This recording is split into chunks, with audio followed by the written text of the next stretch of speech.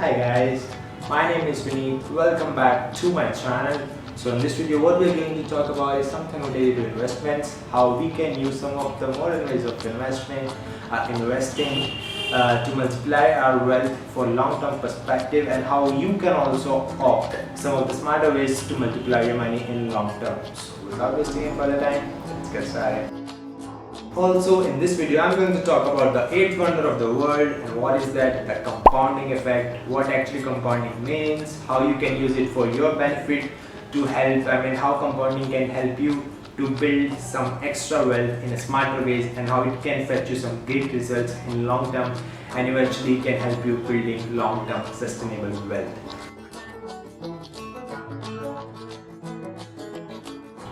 Okay, start करते हैं एक एग्जांपल से। अभी जो आप स्क्रीन पर देख पा रहे हैं वो है एक्चुअली में पावर ऑफ कंपाउंडिंग। अगर आप 1 रुपए को भी फॉर 365 डेज मल्टीप्लाई करते हैं और उसका फर्क देखिए वो आपको क्या रिजल्ट फेच कर सकता है। ये होती है पावर ऑफ कंपाउंडिंग।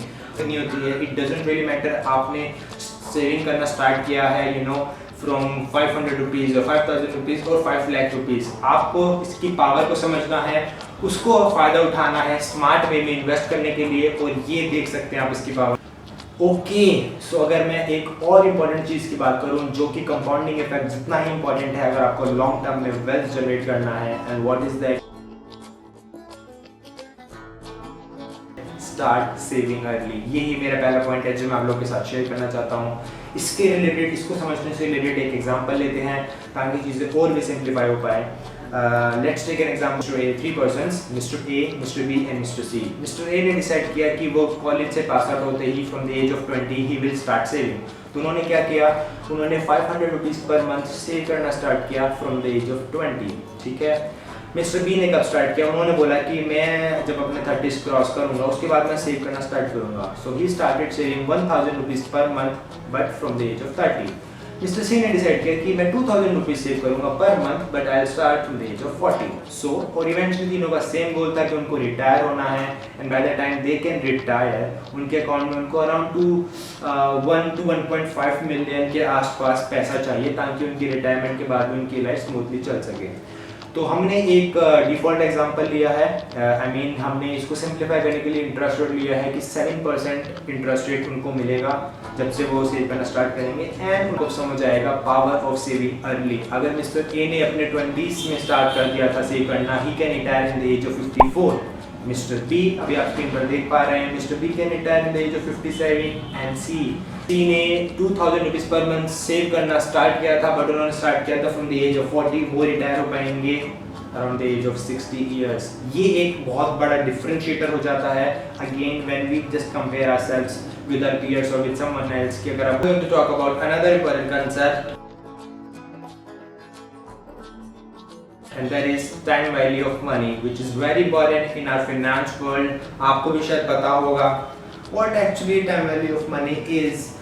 अगर मैं इसको सिंप्लीफाइड वे में बोलूँ तो आज के 100 रुपीज़ जो आपके पास है वो बहुत बहुत ज़्यादा इंपॉर्टेंट है। अगर मैं आपको बोलूँ कि वो ही सेम 100 रुपीज़ एक मंथ के बाद, अब आप बोलोगे कि नहीं यार एक मंथ में तो कुछ ऐसा ज़्यादा फर्क डिफरेंस नहीं है, आज भी मेरे पास 100 रुपीज़ का मैं बाहर जाके संभाल ले सकता हूँ और एक महीने बाद भी वो सेम सिनेरियो रहेगा। बट हाँ, टेक्निकली येस, बट अगर आप फिनेंस के वर्ल्ड में देखोगे या रियल वर्ल्ड में देखोगे तो थोड़ा सा डिफरेंस आता है। क्यों आता है? Because there are lot of factors, there is inflation rate जो कि मैं अभी नेक्स्ट कंसेप्ट में बात करूंगा, और बहुत सारे अदर फैक्टर्स होते हैं। इसीलिए एक रीज़न होता है कि पीपल वांट टू से कि आप मुझे, अगर आपने किसी को लोन में पैसा दिया, बोलोगे कि आप चाहे इसका इंटरेस्ट रेट कम दे दीजिए या इसकी इंस्टॉलमेंट कम कर दीजिए, but I want the money today and not tomorrow.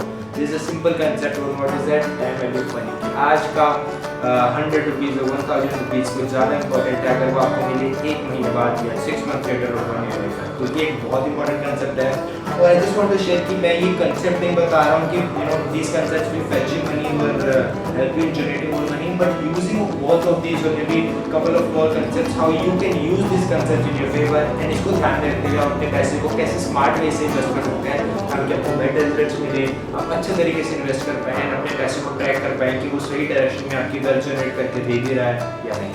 Okay, Now you people understand the most important concept already. सबसे पहला क्या, compounding effect. The other one, यार मेरे को start saving करना है, मेरे को save करना अर्ली start करना है. The third important is time management. But अगर इन सब कंसेप्ट को भी हम साइड में रख दें, और इम्पोर्टेंट चीज़ देखें जो इन तीनों कंसेप्ट को अफेक्ट करती है, और वही एक रीज़न था कि ट्रेडिशनल वेज आज के टाइम पे नो लॉन्गर वैल्यू है. आई मीन उनको ध्यान में रखते हुए आप उतने अच्छे से रिटर्न्स नहीं कमा सकते अगर आप बाकी अदर वेज को देखेंगे. What is that? Inflation. What is inflation? What is inflation rate currently? Okay, सबसे पहले बात करते हैं इन्फ्लेशन होता क्या है. Inflation in basic terms is what the general prices of goods and services is increasing in our economy, and subsequently the value of our currency or currency of any economy is decreasing. मतलब क्या है इस चीज़ का? मतलब simple है कि inflation क्या होता है कि जनरली प्राइसेस मतलब गुड्स के या सर्विसेज आप कुछ भी लेते हो तो टाइम के हिसाब से बढ़ रही है, बट आपकी करेंसी की वैल्यू जो है वो घट रही है. If you see in 1947 1 rupees was equal to $1, but आज के टाइम पे क्या हो चुका है, probably in the lockdown it touched all time high of around 76 to 77 rupees if I am not wrong. हम इसके ऊपर काफ़ी डिबेट करते रहते हैं कि inflation is also good for an economy in some ways और other. I agree to that partially, but if you think about it sometimes what happens is कि वो सिनेरियो कब सही बैठता है अगर उस कंट्री में इंटरेस्ट रेट इन्फ्लेशन से ज़्यादा हो. अगर मैं करंट इन्फ्लेशन रेट की बात करूँ तो इंडिया में अराउंड फिलहाल इन्फ्लेशन रेट जो चल रहा है even after the lockdown is around 6.93%, मतलब अराउंड 7% के आसपास इन्फ्लेशन रेट है. और मैं अगर आपसे बात करूं कि आपको एक नॉर्मल एफडी में या आपके फिक्स डिपॉजिट में आपके सेविंग अकाउंट डिपॉजिट में कितना इंटरेस्ट मिलता है, तो आप लोगों मोस्ट ऑफ द लोगों को पता ही होगा, maximum from it varies from 3% to 7%. आप सेविंग अकाउंट में सोचते हैं कि यार मैंने पैसा अच्छे से कमा लिया. मोस्ट ऑफ द लोगों की प्रॉब्लम होती है they can earn a good amount of money, they can even save it, but they do not know how to multiply it. आप उसको कैसे स्मार्ट वे में रख सकते हैं. उन्हें लगता है कि यार I earn around 100 rupees, my expenses are 60 rupees, 30 rupees में सेविंग अकाउंट में डाल देता हूँ, 10 rupees I can keep it as cash for my day to day expenses. But अब ये सोचिए कि अगर आपने वो बैंक में डाल दिया है, आपके सेविंग अकाउंट में है और वो आपको रिटर्न से कितना दे रहे हैं, अराउंड 4 to 5%, और इन्फ्लेशन है अराउंड 6.5%. अगर हम एग्जांपल लें तो आपकी टाइम वैल्यू ऑफ मनी के कंसेप्ट को, इसीलिए सारे कंसेप्ट रिलेटेड है, टाइम वैल्यू ऑफ मनी के कंसेप्ट को अगर आप फॉलो करें तो आपकी वैल्यू ऑफ मनी जो आपने बैंक अकाउंट में रखी है वो घट रही है, बढ़ नहीं रही है. आपको मिल रहा है कितना 5%, और आपकी इन्फ्लेशन रेट की वजह से आपकी खर्चा कितना हो रहा है, अराउंड 6.5-7% पकड़ लीजिए. तो आपने जो मनी बैंक में रखी हुई है वो एक्चुअली में आपको कुछ भी रिटर्न खर्च नहीं कर रही है, उल्टा आपकी जेब से जा रहा है. ये एक रीज़न है, यही एक one of the strong point होता है जो मोस्ट ऑफ द लोग ध्यान नहीं देते. और लॉन्ग टर्म में जब दे रियलाइज किया मैं सेव तो कर रहा हूँ बट मेरी वेल्थ जनरेट नहीं होती है. वेल्थ लॉन्ग टर्म में कैसे जनरेट होती है, अगर आप कंपाउंडिंग इफेक्ट को यूज़ करें. मॉडर्न बेस को ध्यान में रखें कि यार आपका पैसा क्या स्मार्ट, आपको सब टिप्स एंड ट्रिक्स पता चल चुकी है ऑलरेडी कि क्या क्या चीज़ें होती हैं फाइनेंस में, क्या करना चाहिए और कैसे आप चीज़ों को यूज़ कर सकते हैं. आप सीधा काम की बात करते हैं. सबसे पहले आते हैं ट्रेडिशनल वेज में. ये जो मैं इतनी सब बातें कर रहा हूँ इसका मीनिंग ही क्या है. ट्रेडिशनल वेज ऑफ इन्वेस्टिंग क्या था, जनरली सब लोग प्रेफर करते थे कि पैसा कमाया, थोड़ा बहुत सेव किया, बैंक अकाउंट में डाला, इंटरेस्ट अर्न किया, and they are pretty happy about it.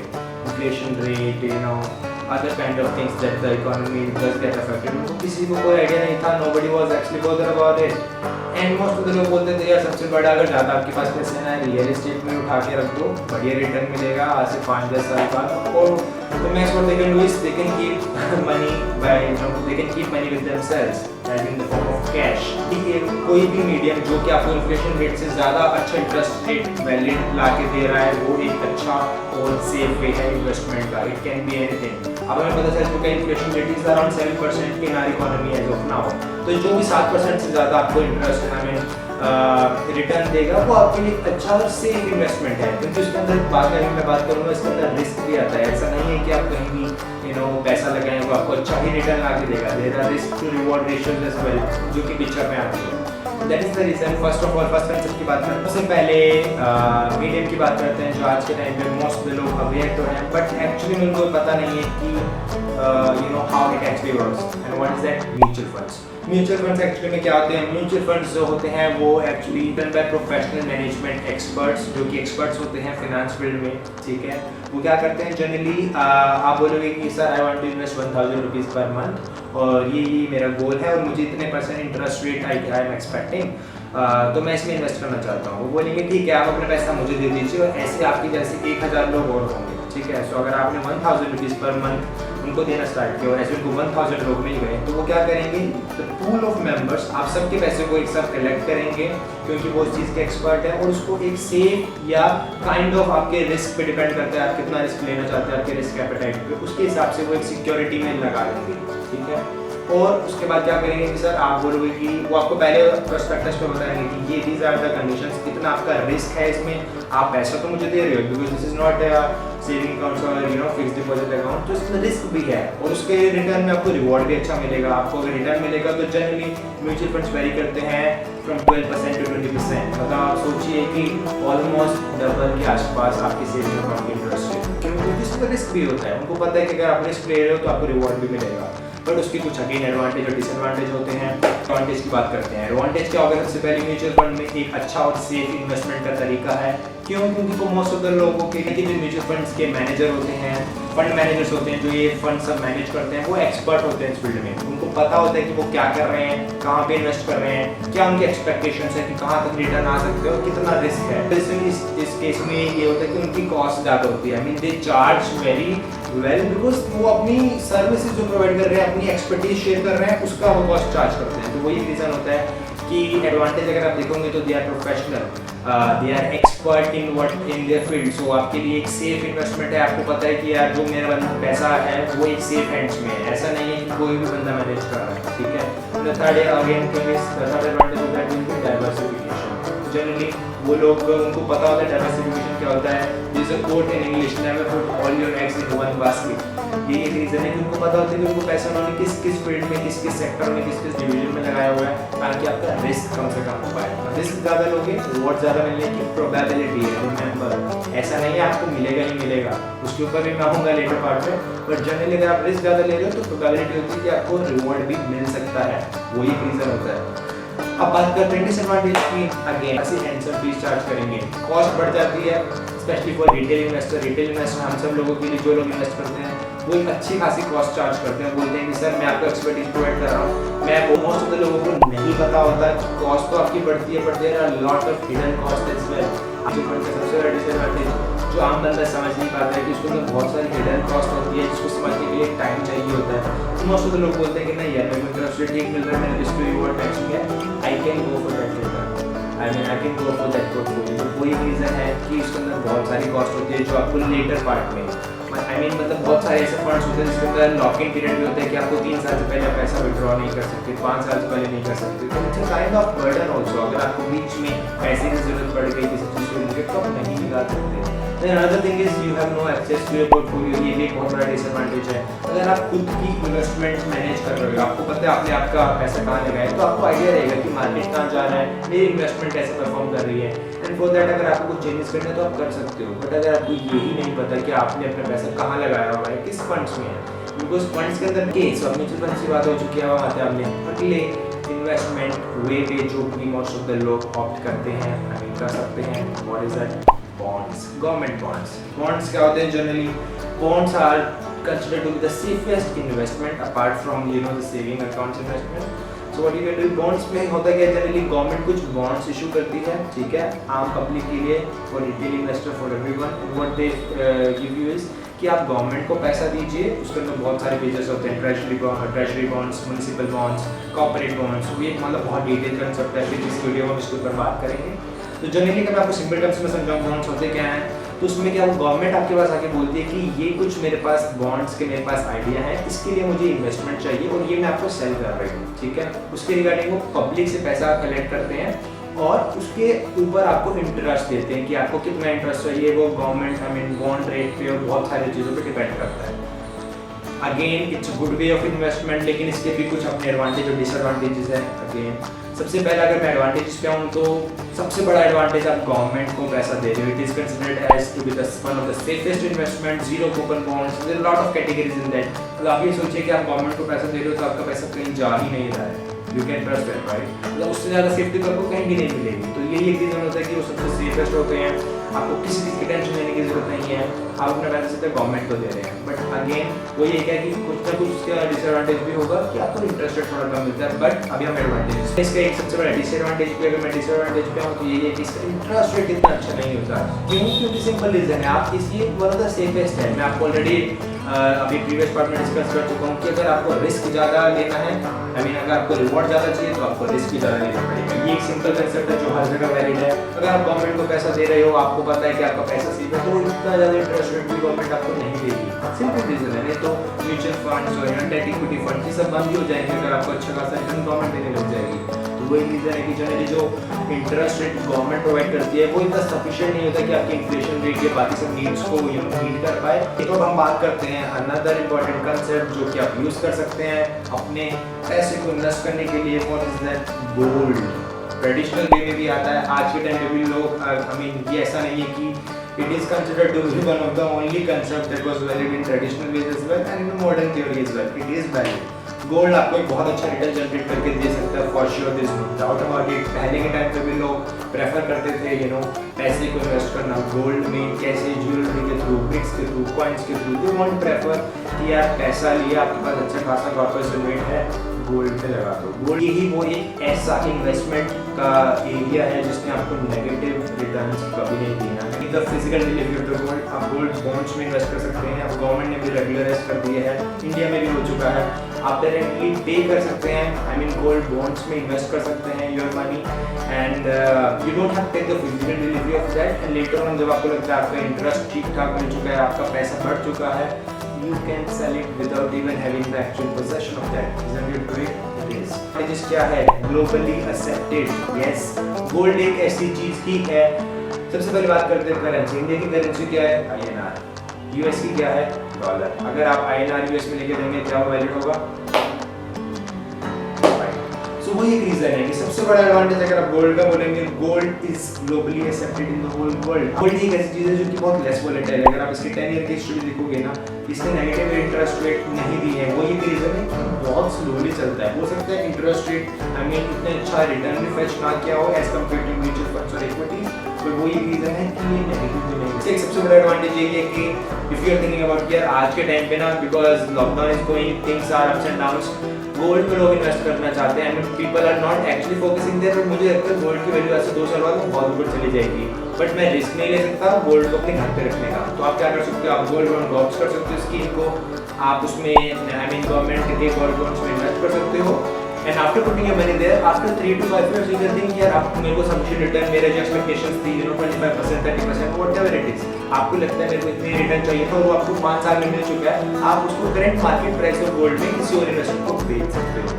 It's one of the safest again investment, अच्छा अल्टरनेटिव है without taking any minimal risk. आप अपने गोल्ड में भी इन्वेस्ट कर सकते हैं, फिजिकल पोजीशन लेने की भी जरूरत नहीं है, and things can be in your benefit as well. आते हैं हम अपने लास्ट और मोस्ट इम्पोर्टेंट टॉपिक जिसके रिलेटेड ही मैंने ये वीडियो बनाई है, स्पेसिफिकली फॉर दोज पीपल जिनको बिल्कुल भी आइडिया नहीं है how stock market works, to invest in equities.